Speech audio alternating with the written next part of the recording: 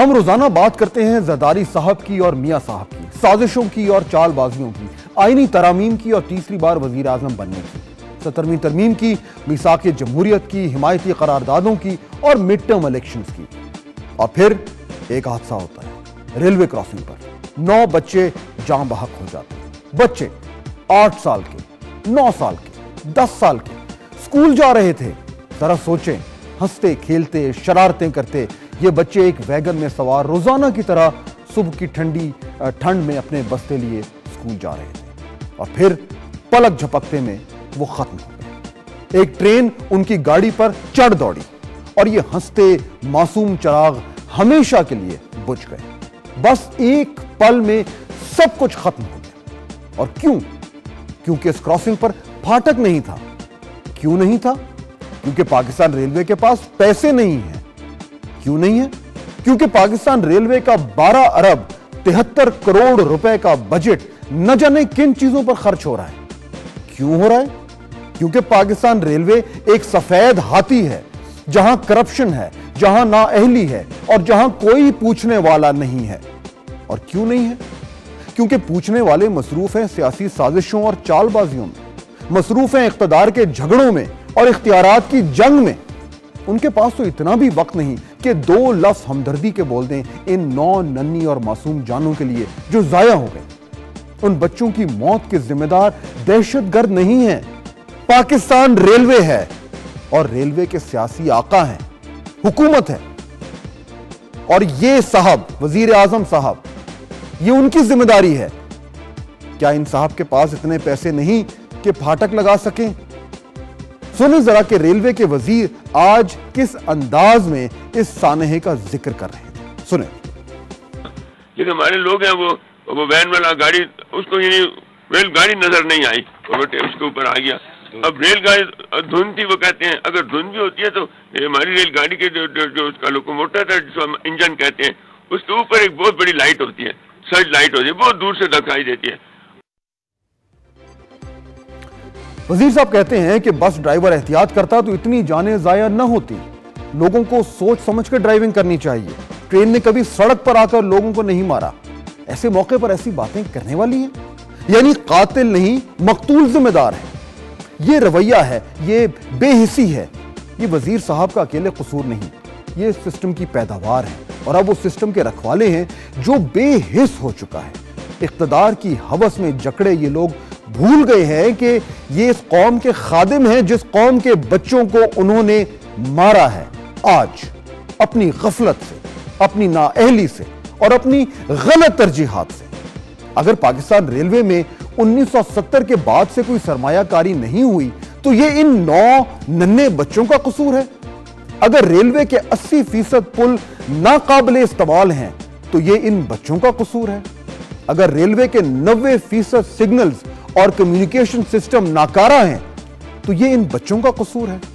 اگر 3815 railway crossings میں سے 2382 پر پھاٹک نہیں ہیں تو یہ ان بیچارے بچوں کا قصور ہے جو آج ابدی نیند سو چکے ہیں۔ قصور ہے اس دیمک چاٹے ادارے کا جس کو ہم حکومت کہتے ہیں۔ قصور ہے ان صاحب کا، وزیر اعظم صاحب کا، جو اس ادارے کی باغ دوڑ پکڑے ہوئے ہیں جسے ہم حکومت کہتے ہیں۔ اگر ڈھنگ کی حکومت ہوتی تو آج اقتدار کے ایوانوں میں ماتم ہوتا، کیونکہ ان بچوں کو بچایا جا سکتا تھا، کیونکہ ان کی موت دہشت گردی سے نہیں، حکومتی نااہلی سے ہوئی ہے۔ سیاسی لیڈرز کا تانتا بندہ ہوتا جائے حادثہ پر، غمزدہ والدین کو دلاسا دینے کے لیے، ان سے معافی مانگنے کے لیے۔ اگر ڈھنگ کی حکومت ہوتی اور ڈھنگ کی قیادت ہوتی اور ڈھنگ کی ترجیحات ہوتی۔ مگر وزیر اعظم صاحب تو نیشنل کمانڈ اتھارٹی کے اجلاس کی صدارت کر رہے تھے، اور صدر صاحب تو پنجاب کے دورے کی تیاری کر رہے تھے، اور دیگر وزراء اور عوامی نمائندے پارلیمنٹ میں بیٹھے ٹیبلیں مجا رہے تھے۔ ایک اور دن، ایک اور حادثہ، ایک اور انکوائری، اور 9 ننھے تابوت قبر میں دفن ہو گئے۔ اور آپ کی آج کی ٹاپ سٹوری۔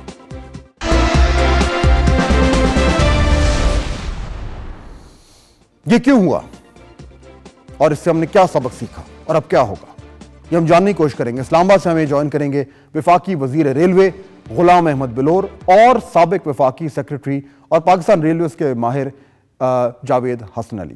بہت شکریہ آپ دونوں کا. بلور صاحب آپ سے بات شروع کرتا ہوں. آپ نے سنا، تجزیہ میرا سنا.